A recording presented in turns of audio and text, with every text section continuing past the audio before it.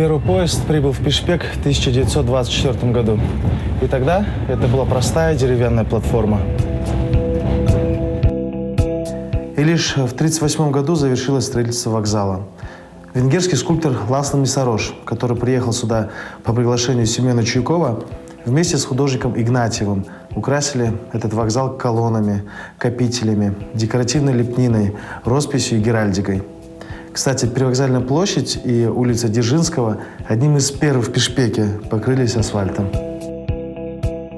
Более 100 средневековых городов и поселений зафиксировано историками на территории Чуйской долины. 4 из них находились на территории Бишкека. Все они соотносились с загадочным Джулем, который располагался прямо тут и упоминается античными историками, начиная с VI века.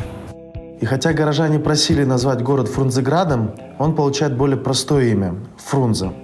Позже оказалось, что в переводе с молдавского, а молдаванином был отец полководца, Фрунзе означает «зеленый». Этот эпитет как нельзя кстати подошел к утопающему в зелени городу.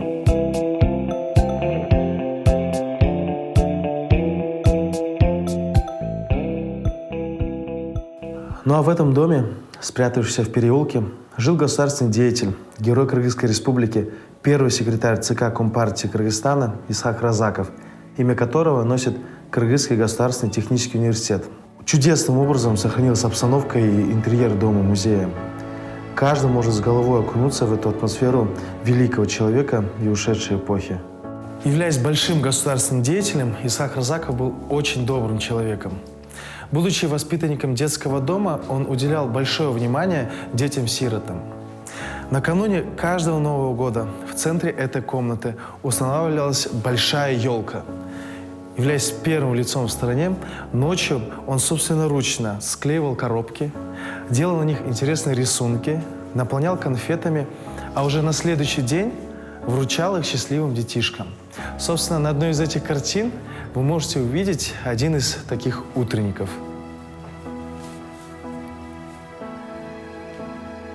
Ударное развитие советского Фрунзе стало реальным во многом благодаря Исхаку Разакову. В 1945 году, после личной встречи со Сталиным, его выдвигают и утверждают на должность председателя Совета министров Кыргызской ССР. А уже через 5 лет он становится ее первым секретарем, а по сути руководителем страны. Именно в этом доме он прожил 11 лет.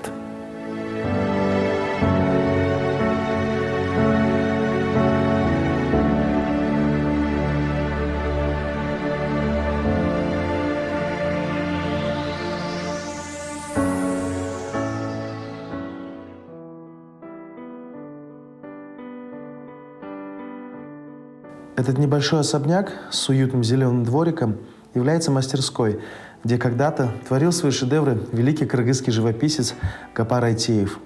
Нам посчастливилось встретиться с 2 поколениями, наследниками этой фамилии, сыном и внуком великого мастера. Есть сейчас такое слово «стартапер». Вот Гапар Айтеев был стартапером. Он был первым профессиональным художником, первым профессиональным скульптором, графиком и живописцем. И этого всего он добился, будучи выходцем из самого бедствующего слоя населения, сыном батрака, который попал потом в детдом. Есть такая строчка в гимне «Интернационала». Мы новый мир построим. Кто был никем, тот станет всем. Вот Айтеев, в принципе, соответствует.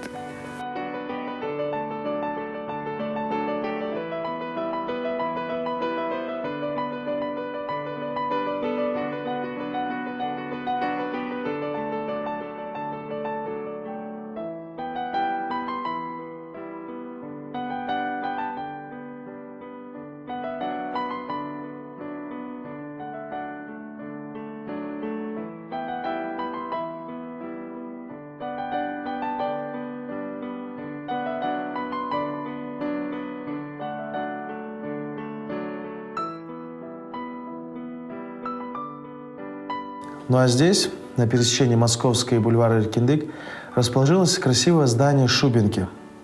И сегодня в этом здании школьники познают мастерство и волшебство музыки. Кто знает, может быть, прямо сейчас здесь учат ноты будущее светила кыргызской музыки.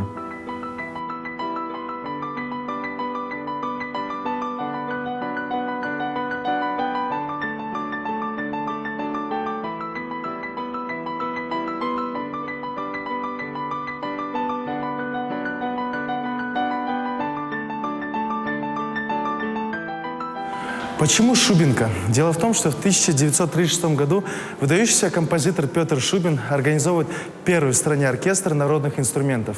Это был первый оркестр, исполняющий произведения по нотам. Собственно, в честь него и названа школа. И сегодня в этом здании проходят концерты, где, как обычно, аншлаг.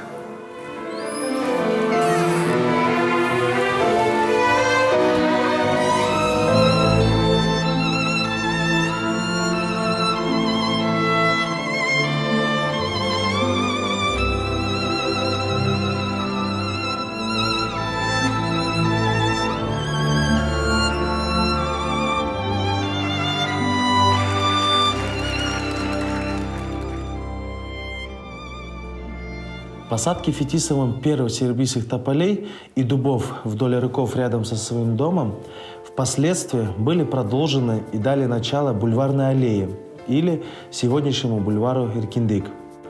В 1995 году американский историк Даниэль Приор в районе улицы Бакамбаева по пню спиленного бука установил, что посадки на бульваре были произведены не позже 1893 года, то есть еще при жизни Фетисова, а это уже более 120 лет назад.